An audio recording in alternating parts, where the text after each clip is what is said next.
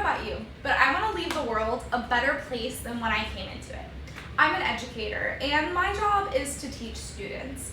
But a big part of my job is to show my students love, compassion, empathy, understanding, and just show them the world and how to be kind in the world and communicate with others.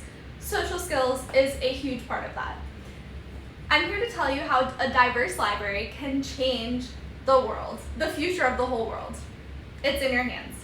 When it comes to literature, students need to see themselves in literature, and not just white, middle class, or upper class students, all students of all races, ethnicities, diverse students. The world as we know it is so intersectional. It is so diverse, and it's our job to continue to keep up with that and support our students in the best way possible. Even if you're not a teacher, support children for the future. This is our world, and we need to leave it a better place than when we came. How can we do that? Books are so powerful because when you read a book, you're entering this amazing world, and it's so important that all students can see themselves and others in these books. And it's actually proven that when kids see people that are different from themselves in books, it helps them grow socially, emotionally, it helps their compassion, and they really just have a truer understanding of the world, which is perfect. You might be wondering, why should I care? Well, everyone should care. We're not just here to sit passively on the earth and leave it behind the way that we found it. We need to make a change. How can you do this? Well, you can support books and authors from all over that write diverse literature. Diverse literature will lead to stability for our future generations. Right now, we do not have enough books that represent marginalized groups in our bookshelves, in our classrooms, in our homes, everywhere. They need to be everywhere. Change will not happen if we sit around passively. We have to actively do this, and I know we can. It's our job to purchase these books, get them on our bookshelves, read them to our students, and have meaningful conversations about life with them through these amazing texts.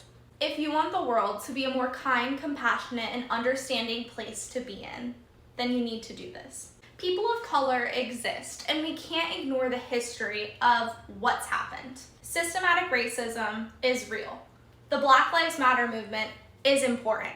White privilege is a thing. It's okay to have those conversations with kids, and books are a beautiful way to lead to those meaningful conversations. Books are a powerful tool to create empathy and compassion. And it's important that we not only have books that represent these groups, but books that represent these groups in a beautiful way with just fun stories. For example, the books in your classroom should not only be about, let's say, the civil rights movement. They should also just be representing people of color and other marginalized groups through everyday stories. I challenge you today. Go look in your library, do a little survey. Look at all of the groups represented. What could you improve upon, and how could you do that? There are so many ways to buy books. You can go online. There's lots of free books and videos of read-alouds.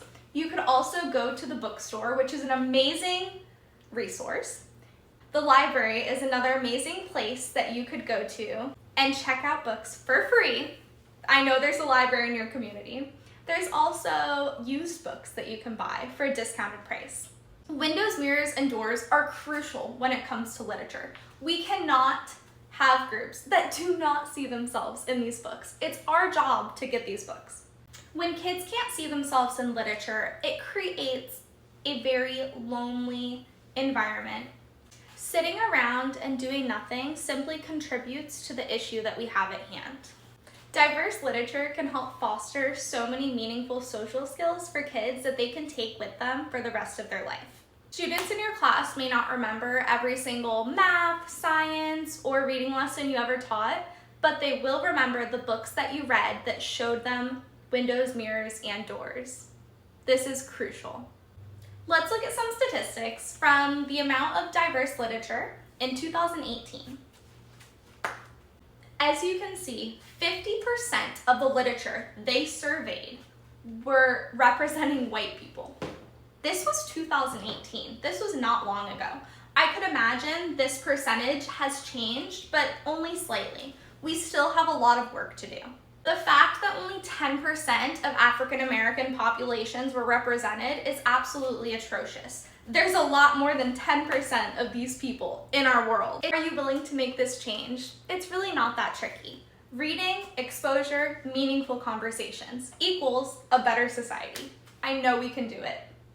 It's your job to keep your library ever-changing and continue to update it. There are so many diverse books that are being published as we speak. Here are some of my favorites. These are some of my books that have LGBTQ plus representation that I love. My Rainbow, Worm Loves Worm, and Pride, the story of Harvey Milk and the rainbow flag. These stories have different cultures, which we love. Sharice's Big Voice, Little Chief, Chata Chor, Pablo Nuedra, Poet of the People, Last Stop on Market Street, and Graham and the Rooster. These books are some of my favorite with African American representation. One Crazy Summer,